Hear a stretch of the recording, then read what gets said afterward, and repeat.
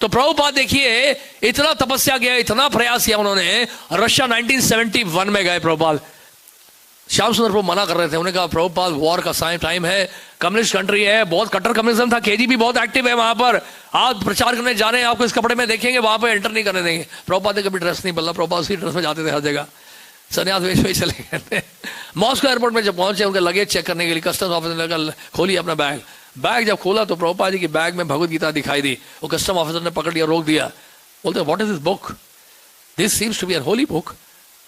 तो दोनों आपस में चर्चा कर रहे हैं, ऐसा लगा प्रभुपाद को शायद अलाउ नहीं करेंगे। प्रभुपाद फियरलेस होने का नहीं, मैं तो जाऊंगा ही जाऊंगा, कुछ भी हो जाए। एक उनका सीनियर ऑफिसर था, उससे भी वो भगवत गीता देखी, पलट के आगे पीछे, फिर प्रभुपाद की तरफ देखा, बोला is old man, okay let him go.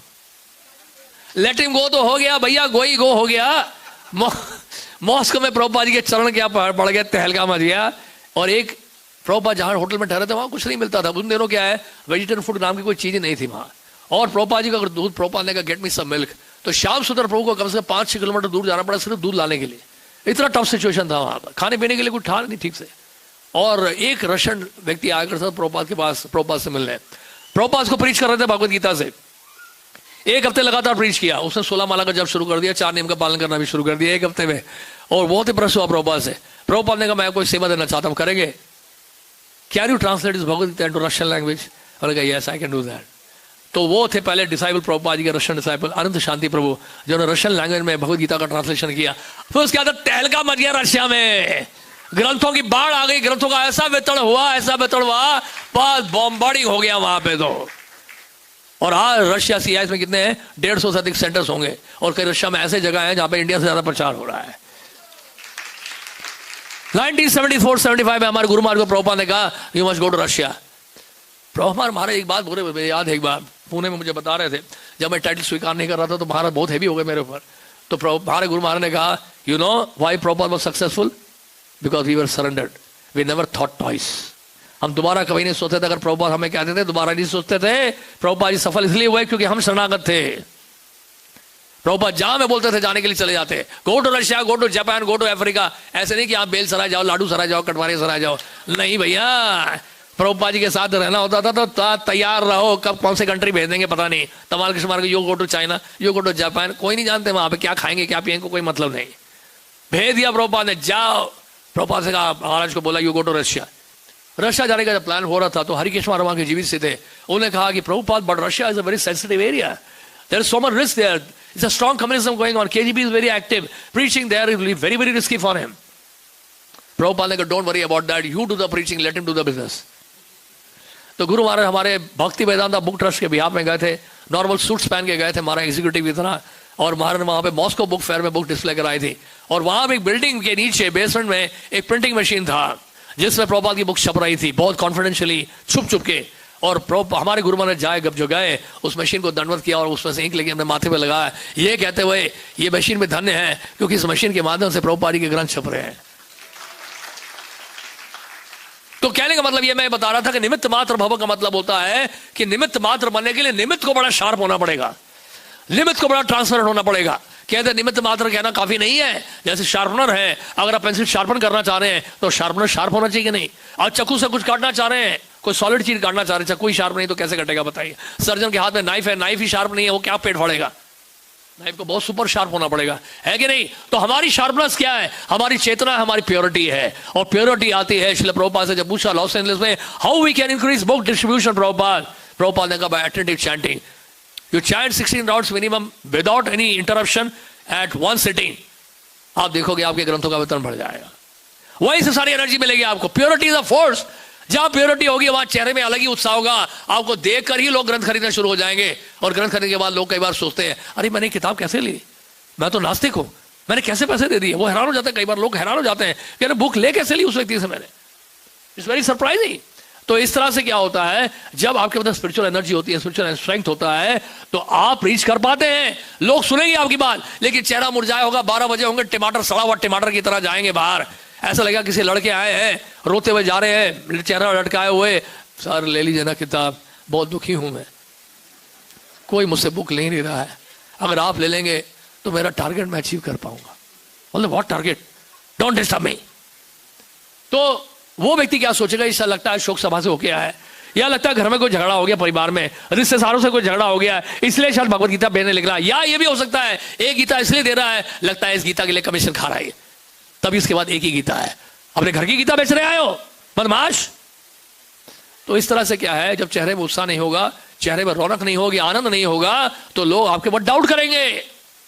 लेकिन चेहरे में खुशी देखेंगे, भक्त लोग एकदम हंसी खुशी जा रहे हैं, आनंद देख रहे हैं चेहरे में भक्तों का। जैसे एक बता रहा हूं मैं, यहाँ पे नेहरू प्लेस के सिग्नल में स्टॉप लाइट में एक बार क्या हुआ, एक गाड़ी आई और एक व्यक्ति बैठा था, जिसको एक डिवोटी जो है किताब पकड़ा रहा, तो वो बोलने लगा, no no I am already very high, I am very very high, मैं बहुत ऊपर चला गया, मैं बहुत ऊपर चला गया, मुझे ये किताब नहीं चाहिए, मैं बहुत ऊपर चला गया, बार बार ये बात बोल रहा था। तो भक्त भी देखने लगा ऊपर कहाँ चला गया है। उन्होंने कहा आप तो गाड़ी में बैठे, ऊपर कहाँ गए? बोलते नहीं मैं बहुत ऊपर चला गया, going very very high, very very high, very very high. उन्होंने कहा सर आपके लिए तो मेरे पास बहुत अच्छी किताब है, कमिंग बैक, आप इस बुक को पढ़िए, आप वापस आ जाएंगे गाड़ी में, अभी बहुत ऊपर चले गए आप, you read this book coming back. तो कई बार ऐसा भी होता है। एक बार यहाँ पे हमारे मंदिर की घटना बता दो, पंजाब से आई थी फैमिली, एक मजेदार घटना है ये। तो क्या हुआ, एक बुक भक्त ने एक बुक दिया, उस बुक का नाम था सेकेंड चांस। तो फैमिली ले लिया, पंजाब के लोग थे वो, बोलता बड़ी सोनी किताब है यार, मजा आ गया तो है। तो वो उनकी फैमिली वाले डिस्कस कर रहे हैं, वो परिक्रमा भी कर लिया, दर्शन कर लिए। उनकी फैमिली में एक और व्यक्ति था, उसने कहा एक बात बताओ, तुमने किताब तो खरीद ली, बेवकूफ बनाया उसे, वो साधु ने। क्या लिखा देखो किताब के ऊपर, इसमें लिखा second chance, where is the first chance, where is the first chance, first chance तो दिया ही नहीं तुम्हें, उसे सेकेंड चांस दे दिया, बुलाओ उसको। झूठ बोलता है वो साधु, ए पंडित इधर आ। तो बुलाया, बोलिए सर बताइए क्या बात है, झूठ बोला तुमने मुझसे, सेकंड चांस भेजते हो, where is the first chance? Sir वो किताब का नाम है sir second chance, first chance करके कोई बुक नहीं है, सेकंड चांस। नहीं नहीं आज झूठ बोल रहे थे, पैसे हमारे वापस दो। तो पैसे वापस देने पड़े। तो ऐसे भी कई केस होते हैं, लोग लेते नहीं कई बार बुक्स, लेने के बाद भी वापस कर रहे हैं, बेवकूफ आदमी है वो, बोल रहा वेयर इज फर्स्ट चांस।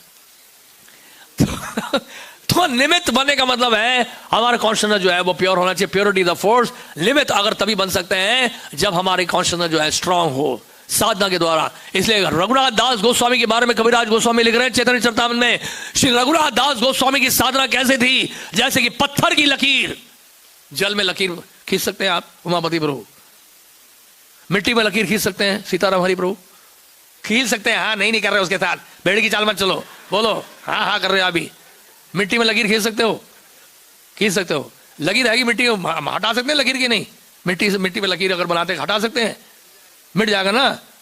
पत्थर में लकीर मिटा सकते हैं नहीं। तो लिखा है कविराज गोस्वामी श्री रघुनाथ दास गोस्वामी की जो साधना थी वो पत्थर की लकीर की तरह थी। ऐसी साधना मजबूत होनी चाहिए, गंभीर। आप बैठो तुलसी के सामने बैठ के 16 माला का जप करो ध्यान पूर्वक एक ही सिटिंग में, फिर देखो चमत्कार क्या करते भगवान आपको निमित्त बनाएंगे, आपके माध्यम से करोड़ों करोड़ गीता बैठेगी। इस साल पूरे इस्कॉन इंडिया ने पूरे भारतवर्ष में 45 लाख गीता बांटने का संकल्प लिया है, और आपके दिल्ली मंदिर ने 4 लाख ले लिया उसमें से। अब समझ नहीं आ रहा कैसे करेंगे। एक बात हम भागवत में याति महाराज के प्रसंग में उसमें बता रहे हैं, याति महाराज के प्रसंग में शायद महाराज पूर्व बता रहे हैं, कौन बता रहे हैं ध्यान में नहीं आ रहा, जो भी कह रहे हैं वो कह रहे हैं 4 प्रकार के पुत्र या शिष्य होते हैं। सुनिए ध्यान से, बहुत ध्यान से सुनिए। 4 प्रकार के पुत्र या शिष्य होते हैं। पहले प्रकार का शिष्य या पुत्र कौन होता है? जिसको बोलना नहीं पड़ता है, बोलने से पहले कर देता है। वो जान जाता है गुरु की इच्छा क्या है, भगवान की इच्छा क्या है, डन।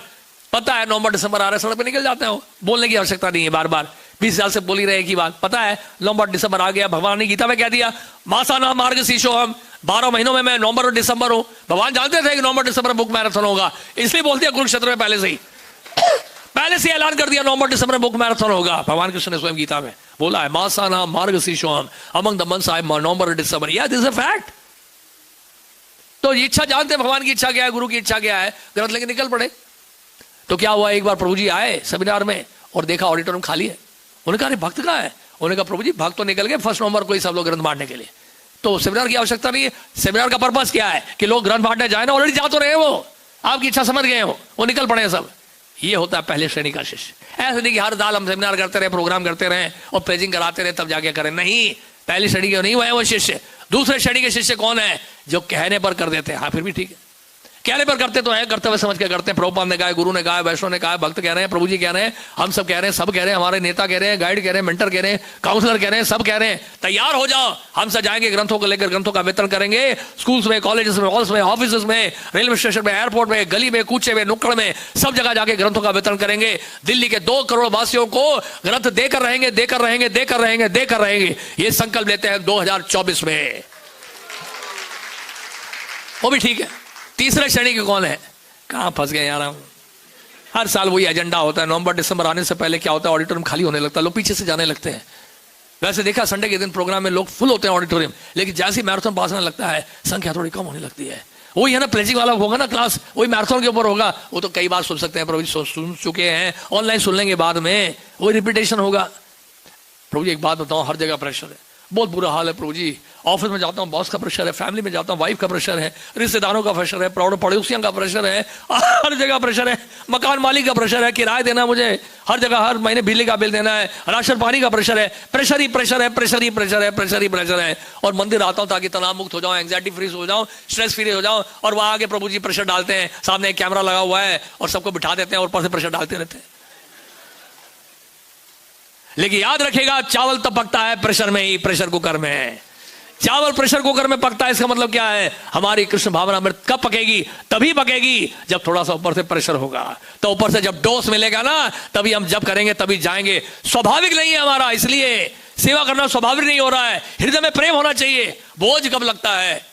जब प्रेम नहीं होता है, तभी बोझ लगता है। एक घटना मैं बता रहा हूं। एक व्यक्ति जा रहा था, एक लड़का अपनी बहन को लेकर, छोटी थी उसकी बच्ची, बहन थी 3 साल की थी वो केवल, उसको लेके जा रहा है, उठा के ले जा रहा है वैष्णो देवी, चढ़ा जा रहा है सीढ़ियों में, बहुत लंबी यात्रा है, चढ़ा जा रहा है। उस समय क्या वो उड़न खटोला भी नहीं था, वो चलता जा रहा है, लेके चलता जा रहा है, चलता जा रहा है। एक व्यक्ति आया, अरे इतना बोझ क्यों उठाया हुआ, बोझ क्यों उठाया हुआ तुमने, कुछ देर उसको नीचे रख दो ना। एक व्यक्ति बोला, वो उठा के ले जा रहा है अपने बहन को, वो उम्र 3-4 साल की होगी उसकी, तो वो तो चल नहीं पाएगी इतना, उसको लेके जा रहा है, उठा के ले जा रहा है। तो जानते क्या बोला हुई थी? बोलते ये बोझ नहीं है, ये मेरी बहन है। This is not burden, this is my sister. ये बोझ नहीं है। तो कहने का मतलब ये है, जहां प्रेम होता है वहां पर बोझ महसूस नहीं होता है, जहां प्रेम नहीं होता है वहां लगता है यार सर पे क्या रख दिया, हमारे ऊपर भगवत गीता का काटन ना रख दिया, हमारे घर में आके कौन निकालेगा इसको, यही करेंगे क्या हम लोग, और कोई काम नहीं है हमारे पास। ये प्रॉब्लम है। और फिर अनेक बहाने होते हैं, प्रभु जी हम बाहर जाते जानते क्या होता है, वहां भिखारी हमें गाली देते हैं, सिग्नल में हमारा दल्ला चौपट कर रहे हो, कीचड़ हमारे ऊपर फेंकते जानते हैं आप। और घरों में जाते जानते क्या होता है, दरवाजा खोलने से पहले पिल्ले छोड़ देते हैं। कितना बड़ा इंसल्ट है, अरे कम से कुत्ता छोड़ते यार, पिल्ले छोड़ दिए। मैं ऐसी लायक हूं, मेरे पीछे पिल्ला छोड़ दिया, बताओ। किसने बिल्ली छोड़ दिया, किसने चूहा छोड़ दिया। मैं ऐसी लायक हूं क्या कि मेरे पीछे बिल्ली छोड़ रहे हैं, मेरे पीछे चूहा छोड़ रहे हैं, मेरे पीछे पिल्ला छोड़ रहे हैं। कम से कम डॉबरमैन या फिर कोई और बड़ा कुत्ता छोड़ते तो लगता है यार मेरे पीछे कुत्ता छोड़ा गया था, लेकिन पिल्ला छोड़ के मेरी बदनामी हो रही है। और किसी के घर गया तो अंदर से 2 रुपया भेज दिया, कोई गरीब भिखारी है, साधु दे दो 2 रुपया। मैंने कहा प्रभु जी हम लोग गीता वितरण करने आए हैं, 2 रुपया नहीं चाहिए हमें। तो ठीक है, अंदर से 10 रुपया आ गए। कितनी बदनामी हुई है मेरी, जगह जगह जाता हूं गालियां सुननी पड़ती है। एक व्यक्ति ने तो खिड़की से थूक दिया मेरे ऊपर, बिना नहाए मैंने नहा लिया। किसी ने ऊपर से बाल्टी से पानी फेंक दिया मेरे सर पे, ऊपर से गुब्बारे मारने लगा ताकि मैं उससे चले जाऊं। और किसी घर में एक्चुअली बहुत बड़ा कुत्ता था, कुत्ता भी छोड़ दिया, देखो काट दिया कुत्ते ने। अब मुझे इंजेक्शन लगाना पड़ेगा, पता नहीं कितने इंजेक्शन लगाने पड़ेंगे।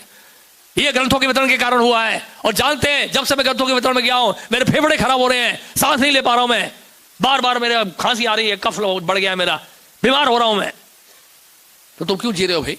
अगर तुम भगवत गीता का वितरण नहीं कर सकते, प्रचार नहीं कर सकते, तो तुम्हें मनुष्य जीवन मिला क्यों है? फिर मरना अच्छा है उससे, अगर प्रचार नहीं कर सकते हम। Better to die rather to live like a corpse. एक मरे हुए व्यक्ति की तरह जीने से क्या फायदा बताइए? प्राण हाथ तेज जा, प्राण आचेतार, सही होते प्रचार। इसे तरह तरह के बहाने बनाते हैं। हमारे पास तो भगवत गीता है प्रभु जी, हमारा ऑलरेडी हमने सबको गीता दे दी है, इतनी सारा गीता बांट दी है हमने। कोई भक्त बनाया आज तक? हर साल 4 लाख गीता बांटते हो, कितने भक्त बनाए आपने? कहाँ है वो 4 लाख लोग? यहाँ तो 400 भी नहीं बैठे, खाली बैठा है, खाली है सारी सीट्स आपके ऑडिटोरियम में। ग्रंथों के वितरण का क्या फायदा हुआ? कन्विक्शन है ना इसमें, बहुत कन्विक्शन हो रहा है, विश्वास पूरा है इन बातों में कि आप बात सही बोली है। मैं भी यही सोच रहा था कि पिछले 2005 से लेकर मैराथन आपने ऑर्गेनाइज किया है दिल्ली में, एक कितने पता नहीं कितने बांट दिए, भगवत गीता बांट दी हो गया हमने।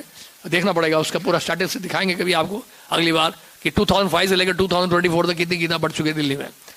तो इतनी गीता बढ़ गई है, लेकिन फायदा क्या हो रहा है? कौन बना है भक्त? कितने लोग आपके पास आ रहे हैं? What is the result? Result ये है, ग्रंथ बांटना जो है इसलिए नहीं होता कि केवल लोग दूसरे लोग भक्त बन जाएं। ग्रंथ बांटने वाला भक्त बनने लगता है।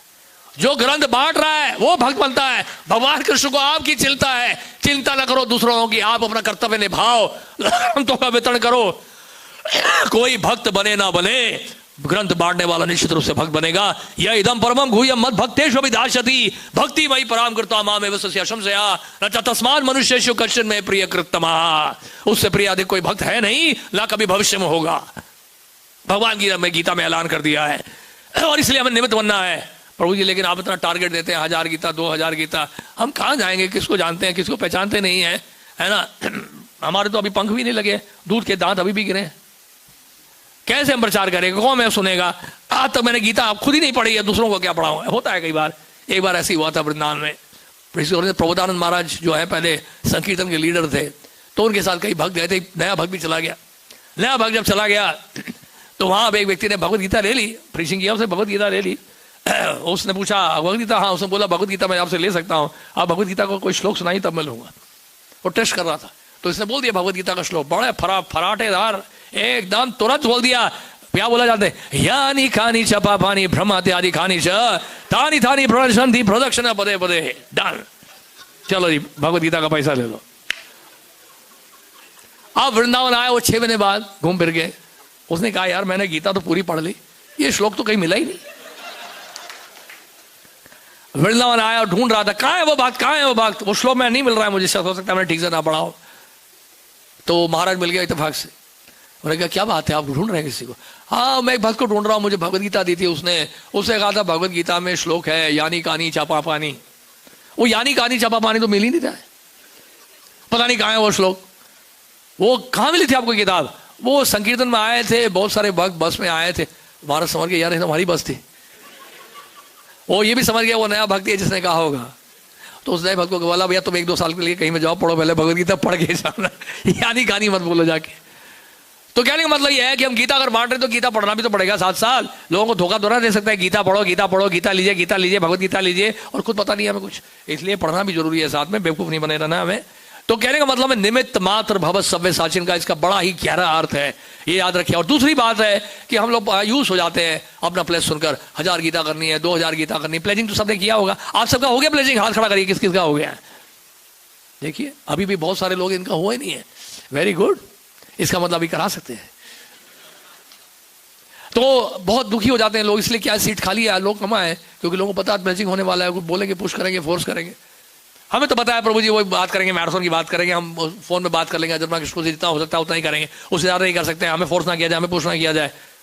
देखिए कृपा हम लेना नहीं चाहते हैं, याद रखिएगा भगवान गीता में क्या कह रहे हैं, कर्मण्येवाधिकारस्ते मा फलेषु कदाचन। हमें सेवा करने का अधिकार है, फल के ऊपर अधिकार नहीं। इसका मतलब क्या है? इसका मतलब समझिए कि हमें प्रयास करना है, फल की इच्छा नहीं करनी है। इसका मतलब क्या है? इसका मतलब ये नहीं कि टारगेट नहीं होना चाहिए, टारगेट जरूर होना चाहिए, लेकिन फल से आसक्ति नहीं होनी चाहिए। सेवा का अधिकार भगवान ने दिया है, जिस तरह से अधिकार दिया जटायु को। जटायु जानता था कि रावण बलशाली है, माता सीता को उठा के ले जा रहा था लंका, लेकिन जटायु ने फिर भी युद्ध किया भगवान को प्रसन्न करने के लिए। वो जानता था कि वो मारा जाएगा, उसके बाद भी रावण से युद्ध किया और रावण ने उसके पंख काट दिए, लेकिन परिणाम क्या हुआ? अंतिम संस्कार किसने किया जटायु का? भगवान श्री राम ने। जय श्री राम। एक छोटी सी गिलहरी पुल बनाने में सहायता कर रही थी, एक एक कण उठा के पुल बनाने की कोशिश कर रही थी, हनुमान जी उसको देखकर हंस दिए, अरे ऐसे तो पुल बन गया, एक एक कण से क्या होगा? तो भगवान बुलाए हनुमान जी को। हनुमान जी बोले हनुमान एक बात बताओ कि हम ये पुल क्यों बना रहे हैं? उन्होंने कहा प्रभु हम पुल बना रहे हैं क्योंकि समुद्र पार करके जा सके, उसकी आवश्यकता ही नहीं, मैं अभी बाण चलाता हूँ समुद्र सुखा दूंगा मैं। तो उन्होंने कहा कि इसलिए शायद पुल बना रहे हैं प्रभु, क्योंकि समुद्र पार करके जाएंगे तो रावण का वध कर पाएंगे और सीता मैया को वापस ला पाएंगे। उसकी भी आवश्यकता नहीं है। भगवान बोले उसकी भी आवश्यकता नहीं है, क्योंकि सभी जीवात्माओं के हृदय में मैं परमात्मा के हृदय में बैठा हूँ, रावण के हृदय में बैठा हूँ, यहीं से उसका धराशायी कर दूंगा, यहीं से गिरा दूंगा उसको, वहां जाने की भी जरूरत नहीं है। लेकिन प्रभु फिर हम लोग क्यों कर रहे हैं सब? ये पुल क्यों बना रहे हैं? इतनी व्यवस्था क्यों कर रही है? चट्टाने या शिलाएं क्यों लेकर आ रहे हैं दूर दूर से? ये सब क्यों कर रहे हैं हम? भगवान ने जानते क्या बोला हनुमान जी? हनुमान देखो आप सबको सेवा का मौका दे रहा हूं मैं, ये सब सारे कार्य मैं खुद ही कर सकता हूं। मैं चाहता हूं कि ये सारा श्रेय आप भक्तों को मिले। भगवान श्रेय देना चाहते हैं भक्तों को, सेवा का मौका दे रहे हैं। अरे गंगा जी में जल चढ़ाकर गंगा जी को थोड़ा लाभ पहुंचा रहे हैं हम, भगवान को भोग लगाकर भगवान को थोड़ा उनकी भूख थोड़ा मिटा रहे हैं हम। वो तो अनंत कोटि ब्रह्मांड के मालिक हैं। गंगा जी का क्या भला किया, गंगा जी को जल चढ़ा के अगर करेंगे तो भला आपका होगा, भगवान को भोग लगाएंगे तो प्रसाद आपको मिलेगा। समझ रहे हैं आप इस बात को? तो इसलिए सेवा अगर हम करेंगे तो लाभ हमें मिलेगा। हमारे गुरु महाराज नहीं है अभी फिजिकली, लेकिन अगर हम उसके साथ कनेक्टेड रहना चाहते हैं, उनके साथ अभी भी जुड़े रहना चाहते हैं, हम चाहते हैं गुरु महाराज हमारे नजदीक रहे, उसका एक ही उपाय है, उनकी जो वाणी है, उनकी जो आज्ञा है, उसका पालन करें, तभी हमने गुरु महाराज को हम नजदीक पाएंगे। नहीं तो दूरी बढ़ती जाएगी धीरे धीरे। माया का प्रभाव बहुत ज्यादा है, माया दूर कर देगी आपको गुरु से, क्योंकि आपको गुरु से के इंस्ट्रक्शन को बुला देगी वो।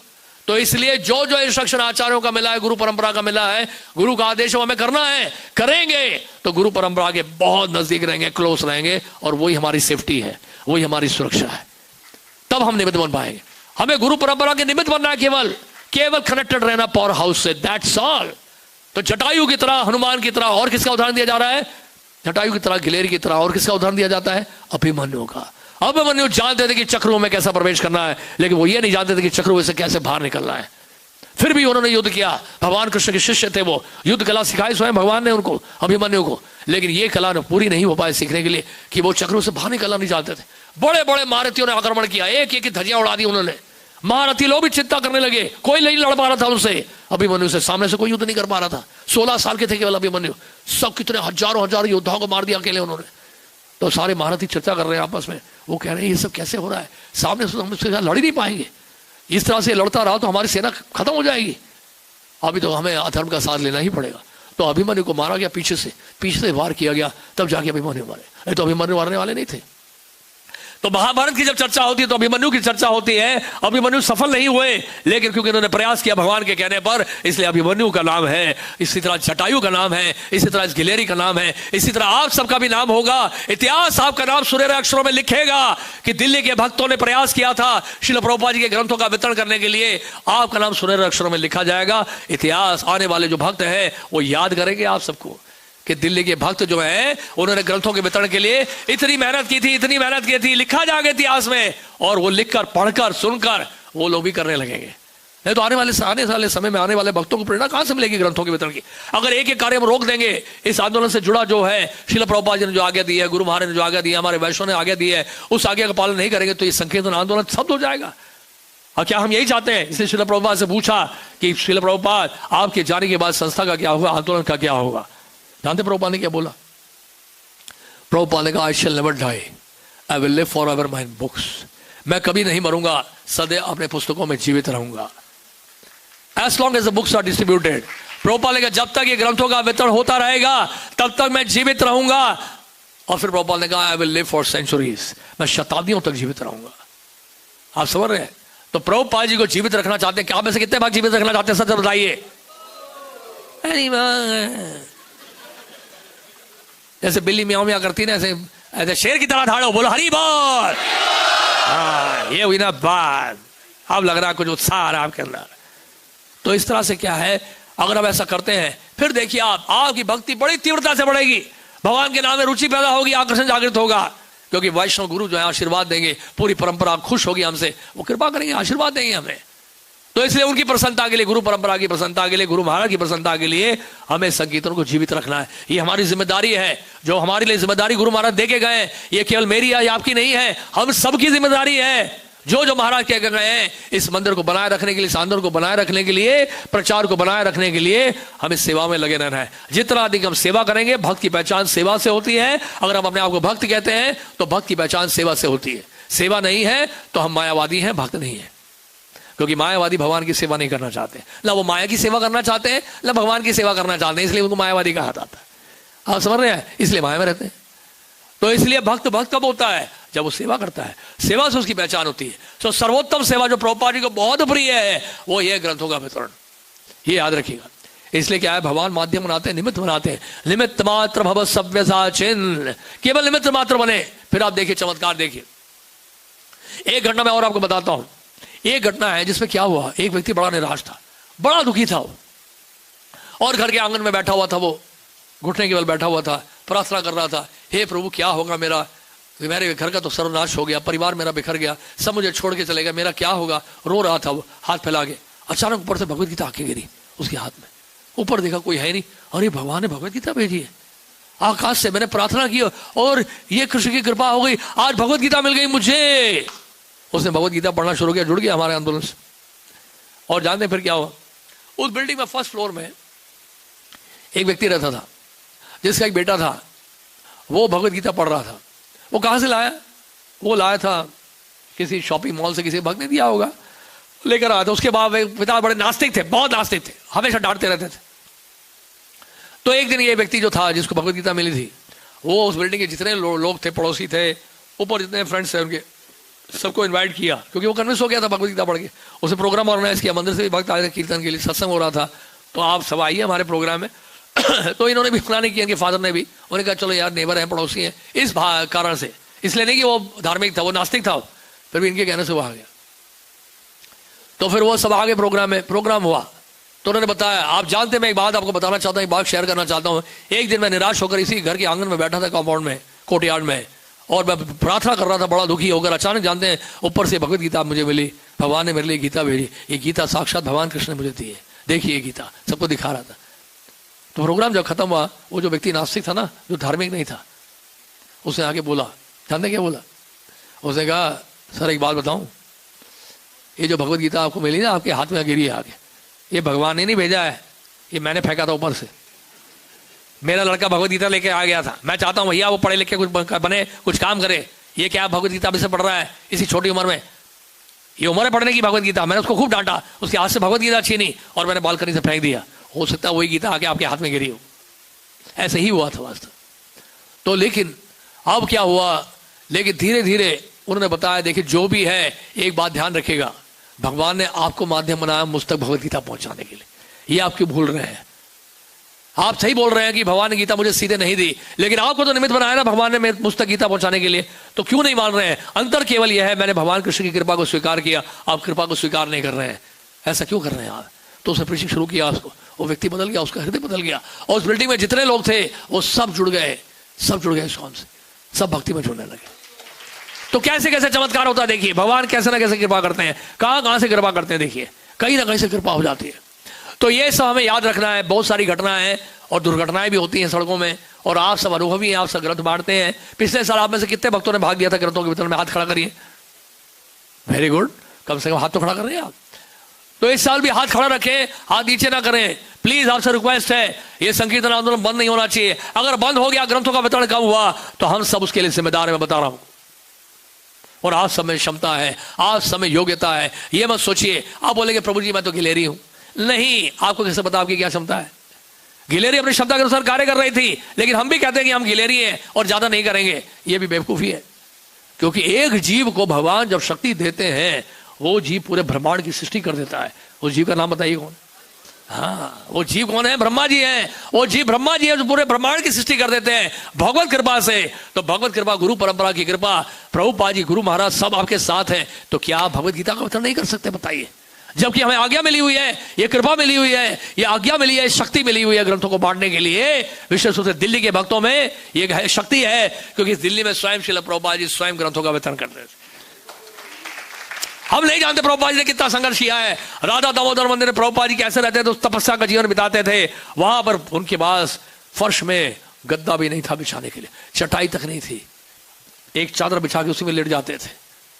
तो उनके ठंड का मौसम आ रहा था, तो मथुरा से उनके गुरु भाई आए थे जिन्होंने संन्यास दिया था। उन्होंने कहा महाराज आपसे प्रार्थना है, आप गद्दा बिछा लीजिए, पलंग ले आता हूं मैं, पलंग बिछा लीजिए, आपके पास क्या धन की कोई कमी है? उन्होंने कहा एक बात बताऊं। उन्होंने कहा महाराज 1935 में मेरे गुरु महाराज ने राधा कुंड के तट में मुझे कहा था, जब भी आपको धन मिले पुस्तकें छापना।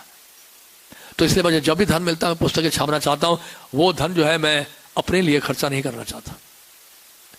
ये था श्रील प्रभुपाद जी का मूड ग्रंथों के प्रकाशन के लिए, ग्रंथों के वितरण के लिए, कि एक भी पैसा वो खर्च नहीं करना चाहते थे अपने ऊपर। वो चाहते थे एक ही पैसा लगाया जाए ग्रंथों के प्रकाशन में, ग्रंथों के वितरण में। ये प्रभुपाद जी चाहते थे। आप समझ इस बात को कि नहीं? क्या बोला मैं? 1970 की बात है। श्रील प्रभुपाद जी के एक शिष्य गोविंद दासी, उन्होंने एक एस्ट्रोलॉजर के द्वारा एक आर्टिकल पढ़ा, जोशी के द्वारा प्रभुपाद जी के बारे में लिखा है। वो लिखा है, वो जोशी ने क्या लिखा है, कोई कहता है कि प्रभुपाद की जन्मपत्री कोई पढ़ सकता है तो वो झूठ बोल रहा है। इनकी जन्मपत्री कोई नहीं पढ़ सकता है, क्योंकि ये व्यक्ति जो है अपनी स्व इच्छा से आता है, स्व इच्छा से जाता है। इनकी जन्मपत्री में कोई कर्म बंधन नहीं है।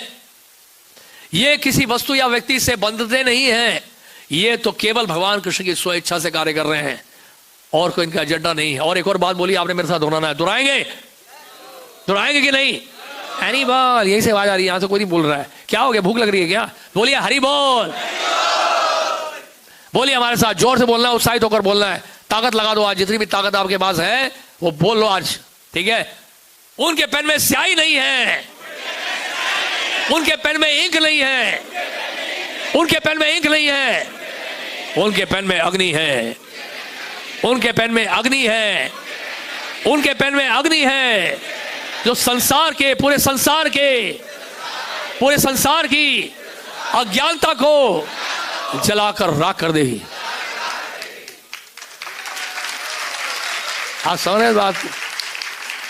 आप क्या सोच रहे हैं? ग्रंथ ऐसे ही ग्रंथ है, प्रभुपाद के जो ग्रंथ हैं ये टाइम बॉम्ब है, टाइम बॉम्ब। एक भक्त थे, गेट क्लास आए थे M119 में, बहुत साल पहले, 1987 की बात होगी, हमारे आने से भी पहले, हमारे गुरु भाई। तो क्या 86 की बात होगी, शायद 85-86 की बात होगी। तो आए थे, जानते क्यों आए थे वो? उनका एजेंडा कुछ और था। वो ड्रिंक बहुत करते थे और बिजनेस मैन थे, बैटरी, ट्रक की बैटरीज का बिजनेस था। उन्होंने कहा देखो हरे कृष्णा जाके देखते हैं, वहां विदेशी माताएं बहुत आती हैं। तो विदेशी माताओं को देखने के उद्देश्य से आए थे M119 गेट क्लास में। वही फिर दिसंबर का महीना था, ले लो ले लो ले लो, सबको दे रहे हैं, तो उनको भी दिया। उन्होंने कहा यार साधु जो है पंडित पीछे पड़ा हुआ है, ठीक है, 10 रुपए की किताब थी, ले लिया अपने वहां पे बिजनेस हाउस में गए, अपने जहां बिजनेस था उनका, बेसमेंट में बहुत सारे वहां की बैटरी रखी थी, उस रैक में उन्होंने बुक रख दी उन्होंने बुक, और उसके बाद घर चले गए। फिर वही डेली का कार्यक्रम यही था, रात को पी के आना, घर वाले बड़े परेशान थे, घर में झगड़ा हो रहा है, ये लड़का रोज रात के पी के आता है, पता नहीं क्या होगा, बिजनेस भी डाउन होने लगा, बिजनेस फ्लॉप होने लगा, बिजनेस में बहुत नुकसान हो गया। अल्टीमेटली जो बची कुछ बैटरी थी उनको निकालना था, तो बेसमेंट जाके देखना चाह रहे थे कितनी बैटरीज बची हैं। जब जाके देखा रैक पे कुछ ही बैटरीज बची हैं, लेकिन एक बैटरी के साथ वही किताब थी जो उन्होंने खरीदा था कुछ साल पहले M119 से, एक भक्त से लिया था वो बुक। तो वो बुक निकाला, अरे देखो तो सही, पैसा दिया है, इसलिए कभी भी बुक फ्री में मत दीजिएगा, फ्री में देने से क्या है, लोग वैल्यू नहीं करते हैं। तो क्या करते थे इन्होंने पैसा दिया, उन्होंने कहा चलो एक पेज खोल के देखो लिखा क्या है इसमें। उसमें लिख रहे, प्रभुपाद लिख रहे हैं these books are like time bomb. Prabhupada क्या लिख रहे हैं, these books are like time bomb. ये जो पढ़ा उनको झटका लगा रहे, बाप रे टाइम बॉम्ब बोल रहे हैं, टाइम बॉम्ब क्या है? और एक क्या करके सारी किताबें बढ़ डाली प्रभुपाद जी की, अरे बाप रे, फिर जुड़ गए। इस तरह से भक्त बने। कैसे कैसे लोग भक्त बनते हैं देखिए। प्रभुपाद जी लिखे this books are like time bomb.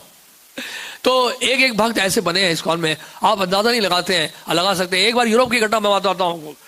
एक भक्त के पीछे पुलिस पड़ गई और भागा जा रहा है बुक्स लेके, और गाड़ी भी पीछे रह गई उनकी, जो संकीर्तन मैन थी वो बहुत दूर भागा गया, पुलिस वाले पीछे पड़े रहे। भागते भागते एक ऑडिटोरियम के पास आए, ऑडिटोरियम की बैक साइड से ग्रीन रूम से एंटर किया उन्होंने, और उस ऑडिटोरियम में उस समय बुचर्स कॉन्फ्रेंस चल रहा था, कसाईयों का सम्मेलन। 400 कसाई बैठे थे, यूरोप के सबसे बड़े बड़े कसाई, जिन्होंने अपने बिजनेस में बहुत ही प्रॉफिट कमाया था, और अवार्ड दिया जाता था टॉप 3 बिजनेसमैन को जिन्होंने सबसे ज्यादा सेल किया है स्लॉटर हाउस के थ्रू। तो अवार्ड फंक्शन था, ठीक है। ऑर्गेनाइजर्स वो पीछे से भाग के ग्रीन रूम में आ गए, वो भक्त, उन्होंने सुना ऑर्गेनाइजर्स को आपस में बात करते हुए, और चर्चा कर रहे हैं, अरे भैया हमसे एक बड़ा ब्लंडर हो गया, we have committed such a big blunder. What blunder? बोलते हैं हम अवार्ड्स नहीं लेकर आए जिसके लिए फंक्शन ऑर्गेनाइज किया हमने, this is a silly mistake we have done, तो what should we do now? और जहां पे अवार्ड्स रखे हुए हमारे, वो यहां से कम 1 घंटा जाने में लगेगा, 1 घंटा आने में लगेगा, अब क्या करें हम? उन्होंने कहा सर डोंट गेट डिस्करेज, मेरे पास अवार्ड्स हैं। बोलते क्या आपके पास अवार्ड्स हैं? आप कहां से लेके आए? कौन से अवार्ड आपके पास? This is Eastern classic, this is a book from India, holy book, quality inside quality outside, and this is the best thing you can give to them. देखा बुक, देखा वाह क्या अट्रैक्टिव बुक है, क्या प्रिंटिंग है, क्या कलर प्रिंट्स हैं, quality inside quality outside Prabhupada ji कहते थे, और books are quality outside quality inside. तो फिर ये बुक, उन्होंने कहा कि कितनी किताबें आपके पास, कितनी चाहिए आपको? ऑर्डर में जितने लोग बैठे हैं सबको देना है हमें, डन। हम आपको, आप ऐसा करिए 500 किताबें ले आइए, 500, आप ऐसा करिए 600 ले लीजिए, कोई और भी लोग आएंगे उनको भी दे सकते हैं आप। ओके आप 600 दे दो, आगे रिस्क नहीं लेना चाहते हैं, पता नहीं फिर भूल जाए कभी हम, तो आप 600 बुक्स दे दो हमें। और लेकिन आप लेके कैसे आएंगे? हमारे यहाँ नजदीक में 1-2 किलोमीटर की दूरी में बस खड़ी है, मैं फोन कर दूंगा, वो आ जाएगी। बस भी आ गई, और बस हो गया, और 500-600 किताबें उन्होंने ले ली, और जितने वहां पे आए थे बुचर, उन सबको भगवद गीता दे दी गई, भगवद गीता और प्रभुपाद की बुक्स, सबको प्रभुपाद की बुक्स मिली। ऐसे ऐसे चमत्कार होता है संकीर्तन जब करते हैं। भगवान हमें विश्वास दिला देते हैं कि हम वास्तव में करता नहीं है। We are not the doers, हमें केवल प्रयास करना है। भगवान फिर व्यवस्था करते हैं हमारे लिए, कहीं ना कहीं कोई ना कोई ले जाता है हमसे। ये एक्सपीरियंस करेंगे जो ग्रंथों का वितरण करते हो, एक्सपीरियंस करते हैं। यानी कि जहां सोचते हैं कि लेगा वहां लेता ही नहीं कोई, और जहां सोचते नहीं लेगा वो ले लेता है। उसे रियलाइज कराते भगवान की तुम नहीं हो करता, मैं करता हूं। जैसे कि अर्जुन के साथ सारथी बने कौन? भगवान श्री कृष्ण। संजय भगवत गीता के अंदर में क्या कह रहे हैं बताइए? जहां योगेश्वर कृष्ण है और जहां धनुर्धर अर्जुन है, वहां विजय है, वहां नीति है, वहां ऐश्वर्य है, वहां अलौकिक शक्ति है। यानी कि अर्जुन के साथ कृष्ण बने सारथी, पार्थ सारथी। यानी कि जब आप भगवत गीता लेके जाते हैं, ये श्रीमद् भगवत गीता भगवान कृष्ण से अभिनय कि नहीं? भगवान की वाणी और भगवान में कोई अंतर है? नहीं है। जब भी आप भगवत गीता को लेके जाते हैं, साक्षात भगवान श्री कृष्ण आपके साथ जाते हैं। जाते कि नहीं जाते? भगवान कृष्ण आपके साथ जाते हैं सारथी बन के, आपके मित्र बन के। ये मत सोचिएगा कि कभी आप अकेले हैं। अगर सारथी आपके भगवान कृष्ण बन गए हैं तो क्या होगा? सफलता किसको मिलेगी? विजय किसकी होगी? नीति किसके साथ होगी? ऐश्वर्य किसके साथ होगा? अलौकिक शक्ति किसके साथ होगी? जिसके हाथ में भगवत गीता होगी। भगवान कृष्ण सारथी बन के आपके साथ जाते हैं जब आप ग्रंथों का वितरण करने जाते हैं। मत भूलिएगा आप, ये चमत्कार है ग्रंथों के वितरण का। एक और स्टोरी बना के सुना के बंद करूंगा। ये घटना जर्मनी की है। प्रभुपाद जी के डिसाइपल है पृथ्वी प्रभु। उन्होंने ज्वाइन जनता कैसे किया था? शाम के वक्त उनको एक भक्त ने ईश्वरोपनिषद दिया। पूरी रात उन्होंने किताब पढ़ी, सुबह लगेज पैक किया, सामान पैक किया, मंदिर चले गए। इस तरह से भक्त बने थे वो। पूरे जर्मनी में उन्होंने प्रचार किया। ट्रैवलिंग संकीर्तन में एक बार जा रहे थे, दिसंबर का महीना था, बर्फीला, बहुत बर्फ पड़ रही थी वहां पे, और उस इलाके में कोई नहीं था। विदेशों में ऐसा होता है कि हर 100 किलोमीटर 10 लोग मिलते हैं कई बार, और इंडिया में ऐसा होता है कि हर 10 कदम में 100 लोग मिलते हैं।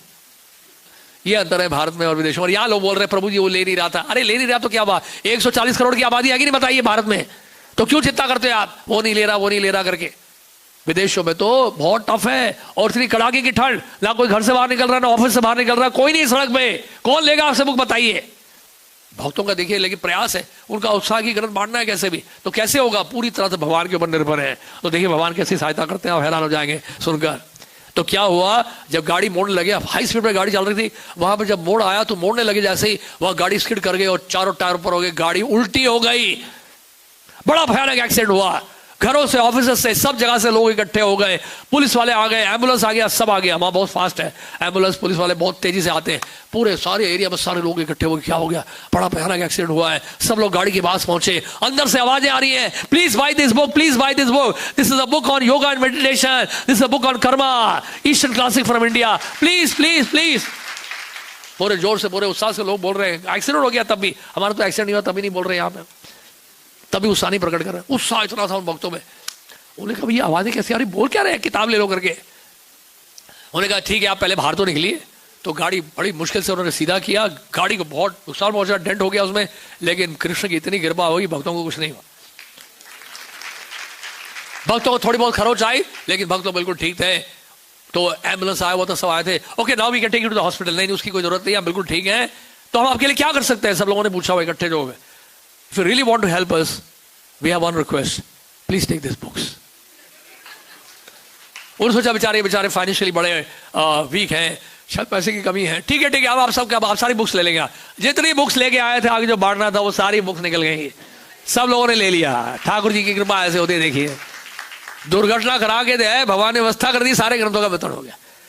अब पृथ्वी प्रभु को पता चला कि जर्मनी में 600 किलोमीटर की दूरी में एक बहुत बड़े फिलोसफर है जो अपना लाइफ शरीर छोड़ने वाले हैं, और पिछले 6 महीने से कोमा में है। क्या 6 महीने से कोमा में है? प्रभुपाद से पूछा, प्रभुपाद मैं जाके गीता देना चाहता हूँ। हाँ जाओ प्रभुपाद ने कहा। चलेगा उस व्यक्ति से मिलने के लिए 600 किलोमीटर पार करके पहुंचे। उनके घर जब पहुंचे, उनकी पत्नी वहां खड़ी थी घर के नीचे, और उनसे कहा कि मैं उनसे मिलना चाहता हूँ, कि हस्बैंड से। उन्होंने कहा क्या करेंगे मिलकर? वो कोमा में है पिछले 6 महीने से। नहीं मैं गीता की उनको देना चाहता हूँ, उनके हाथ में रखना चाहता हूँ। अब देखिए चमत्कार देखिए। आपने सारंग ठाकुर की कथा सुनी है ना? सारंग ठाकुर की कथा सुनिए कि नहीं? महाप्रभु ने आदेश दिया था ना, तो क्या बोला सारंग ठाकुर ने? कल जो भी व्यक्ति पहला व्यक्ति मिलेगा उसको मैं दीक्षा दूंगा। और गंगा जी में स्नान करने गए तो वहां पर डेड बॉडी देखा। अरे वो डेड बॉडी को कैसे दीक्षा देंगे आप? लेकिन पहला व्यक्ति वही था। तो सारंग ठाकुर ने उसके कान में, चैतन्य महाप्रभु पहले से पीछे से बोले इसको हरिनाम सुनाओ, उसको दीक्षा दो। तो महाप्रभु पीछे से बोल रहे सुनाओ हरिनाम इसको। तो क्या जानते सारंग ठाकुर ने किया? सारंग ठाकुर ने वो डेड बॉडी के कान में हरिनाम सुनाना शुरू कर दिया। वो व्यक्ति जा गया, वो लड़का जा गया, वो जीवित हो गया। तो आप बोलेंगे ये तो महाप्रभु की कृपा थी, 500 साल पहले की घटना है। नहीं, 500 साल के बाद भी ये घटना हो रही है। अभी देखेंगे आप क्या चमत्कार हो रहा है। श्रील प्रभुपाद की कृपा से वो भगवत गीता लेके गया, भगवत गीता उसने उनके हाथ में थमाई, उस फिलोसफर के हाथ में थमा दी प्रभु जी ने। जैसे ही हाथ में थमाई, जानते क्या, उसकी आंखें खुल गई। जो 6 महीने से कोमा में था, उसकी आंखें खुल गई और उस व्यक्ति ने कहा, I know this book, I know this book, this is Bhagavad Gita, this is Bhagavad Gita. और उसके कुछ ही समय के बाद उसने प्राण त्याग दिए। जानते क्या हुआ उसके साथ? उसके करोड़ों करोड़ों जन्मों के पाप कट गए, क्योंकि भक्त गया, कष्ट उठा के गया उसको भगवत गीता देने के लिए। नहीं तो ऐसे ही मर जाता तो नरक जाना पड़ता उसको, क्योंकि उसने भगवत गीता को छू लिया, उसका उद्धार हो गया। क्योंकि भगवत गीता में भगवान कृष्ण में कोई भेद नहीं है। भगवत गीता भगवान की वाणी है, भगवान के मुख से निकली है, इसलिए भगवत गीता और भगवान कृष्ण में कोई भेद नहीं है। इसलिए प्रभुपाद जी कहते हैं, जो इन ग्रंथों को छू भी लेगा, he will get benefited, he will be benefited. इसलिए देखिए प्रचार का कितना महत्व है। इस तरह से कितने लोगों का आप उद्धार कर पाएंगे। जब आपके माथे पे तिलक देखेंगे लोग, तो आपको देख के लोग बोलेंगे हरे कृष्ण वाले आ गए हैं। मुख से हरि नाम निकलेगा, कम से कम उनके, आप उनको प्रसाद देंगे, हरि नाम उनके मुख से निकलेगा, आपको देखकर वो याद करेगा, अरे हरे कृष्ण वाले आए, हमें नहीं चाहिए हरे कृष्ण, हमें नहीं चाहिए हरे कृष्ण, हमें नहीं चाहिए। कम से कम हरे कृष्ण तो बोला है कि नहीं? तो कितने लोग आप उद्धार कर पाएंगे जब आप प्रचार करने के लिए बाहर जाएंगे। तो तैयार हो जाइए आप। ये मत सोचेगा क्या असम्पशन मत करिए, याद रखिएगा, अनुमान प्रमाण में मत चलिए। ऐसा होगा तो क्या होगा, बोलते प्रभु जी पता नहीं, ठंड आ रही है, बहुत ठंड बढ़ गई है, बाहर बहुत धुआं है, मेरा लंग्स खराब हो जाएगा तो क्या होगा। अरे जो होगा मंजूर खुदा होगा। भगवान ने गीता में क्या बोला है? सर्वधर्मान परित्यज्य कम शरणम व्रज अहम त्वां सर्व पापेभ्यो मोक्षयिष्यामि मा शुचा। सभी धर्मों को त्याग कर मेरी शरण में आ जाओ, मैं तुम्हें सभी पापों से मुक्त कर दूंगा, डरो मत, ग्रंथों का वितरण करो। ये भगवान का आदेश, ये भगवान का आदेश है कि ग्रंथों का वितरण किया जाए प्रभुपाद जी के माध्यम से। तो श्रील प्रभुपाद जी की कृपा है, आज प्रभुपाद जी ने हमें इतनी सेवा दे दी है, धन्यवाद करना चाहिए प्रभुपाद का। अगर हमें भी जैसे प्रहलाद महाराज कह रहे हैं कि मौनी बाबा बन के निर्जन भजन करना पड़ेगा कहीं जाके, तो हमारा तो बहुत नुकसान होगा, हम कर ही नहीं सकते हो। तो हमारे पास सेवा भी नहीं है, नाम में आकर्षण नहीं है, हमारा कथा में आनंद नहीं है, श्रवण के समय आनंद नहीं है, श्रवण के समय नींद आ रही है हमें, जब के समय नींद आ रही है। अगर सेवा नहीं देते प्रभुपाद हमें, तो क्या करते हैं हम लोग? हम बिल्कुल ड्राई हो जाते, नीरस हो जाते। तो प्रभुपाद जी को, गुरु परंपरा को धन्यवाद करते हैं जो उन्होंने हमें सेवा दी है ग्रंथों के वितरण के लिए। हम लोग बहुत भाग्यशाली है, इतनी बड़ी सेवा हमें मिली है, इसका पूरा लाभ हमें उठाना है। ये कहते मैं यही विराम देता हूँ। आप सबका बहुत बहुत धन्यवाद कि आप सब कई वर्षों से ग्रंथों के वितरण में भाग ले रहे हैं। इस वर्ष चुकेगा नहीं, ये वर्ष बड़ा महत्वपूर्ण है। हमारे गुरु महाराज को गए अभी 1 साल नहीं हुए, याद रखिएगा, हमारे गुरु महाराज को गए वो 1 साल नहीं हुए हैं। इसलिए ये वर्ष जो है हम marathon book marathon Guru Maharaj को समर्पित कर रहे हैं, उनके प्रसन्नता के लिए करना चाह रहे हैं। इसे लापरवाह मत होइए, आलसी मत बनिए। ये मत सोचिए महाराज चले गए अब हमें किसके लिए करना है, और उन्हीं के लिए करना है। गुरु महाराज फिजिकली नहीं है लेकिन हमें सुन रहे हैं, वो भगवान के धाम से गोलोक वृंदावन से हमें देख रहे हैं कि हमारे मेरे शिष्य ये भक्त सेवा कर रहे हैं कि नहीं, प्रभुपाद जी के आंदोलन के कुछ कर रहे हैं कि नहीं, ग्रंथों का वितरण कर रहे हैं कि नहीं, ऊपर से देख रहे हैं महाराज, एक एक भक्त को देख रहे हैं। श्रील गौर गोविंद महाराज ने बताया ये। श्रील गौर गोविंद महाराज कहते थे कि गुरु जब चले आते हैं तो फिर क्या होगा। वो कह रहे थे, उन्होंने बताया कि जो गुरु हैं भगवान के धाम से गोलोक वृंदावन से अपने शिष्य के ऊपर, एक एक शिष्य के ऊपर नजर रखते हैं। वो देख रहे हैं कि शिष्य क्या कर रहा है। ऐसा मत सोचे कि उनकी नजर नहीं हमारे ऊपर, अभी पूरी नजर है और अभी भी हम कर रहे हैं तो उनकी प्रसन्नता के लिए ही कर रहे हैं। सारा श्रेय उन्हीं को देना है, हमें गुरु परंपरा को देना है, श्री प्रभुपाद जी को देना है। तो ये गलती से भी मत सोचेगा कि अब महाराज नहीं है अब किसके लिए करें। अरे महाराज अभी भी है और हमेशा रहेंगे जब तक हम ग्रंथों का वितरण करते रहेंगे, जब तक हम सेवा में लगे रहेंगे। जहां सेवा बंद करेंगे हम, जहां ग्रंथों का वितरण बंद होगा, समझ लीजिए वी विल गेट डिस्कनेक्टेड। हम उसी समय डिस्कनेक्टेड हो जाएंगे, परंपरा से सूख जाएंगे हम लोग। जैसे पेड़ की जो टहनियां सूख जाती हैं जब उसमें पानी नहीं जाता है, टहनियां सूख जाती है ना, इसी तरह से सूख जाएगा। तो हमें सूखना नहीं है, हमेशा जीवित रहना है, हमेशा हमारे अंदर प्राण होना चाहिए। और प्राण तभी होगा जब हम प्रचार करेंगे, ग्रंथों का वितरण करेंगे। हरे कृष्ण, धन्यवाद। श्री प्रभुपाद की जय। समय नहीं है प्रश्न करने के लिए, क्योंकि प्रश्न का उत्तर आप सब मिल ही गया आपको। आपसे केवल यही प्रयास हम प्रार्थना कर रहे हैं, ग्रंथ जिन्होंने नहीं लिए वो ले, अपने मेंटर गाइड काउंसलर जो भी हैं आपके, उनसे मिलिएगा और ग्रंथों के वितरण के लिए तैयार हो जाइए। समय बहुत हो गया है, 15 तारीख को कार्तिक समाप्त हो गए, उसके बाद बीत या 9 दिन बीत चुके हैं और हम ठंडे पड़े हुए भी। गर्माहट लाइए थोड़ा सा। हरे कृष्ण, हरे कृष्णा। तो बहुत बहुत धन्यवाद करेंगे हिज ग्रेस प्रभु जी का, बहुत ही उत्साहपूर्वक हम सबको जागृत करने के लिए प्रभु जी ने हम सबको आज बताया। तो यहाँ प्रसाद ले करके और बाहर जाकर हम सबको क्या कर रहे हैं, ग्रंथ वितरण भी करना है। तो प्रभु जी का धन्यवाद करें, जोर से हरे कृष्णा मत बोल के, हरे कृष्णा कृष्णा कृष्णा हरे हरे, हरे राम राम राम हरे हरे।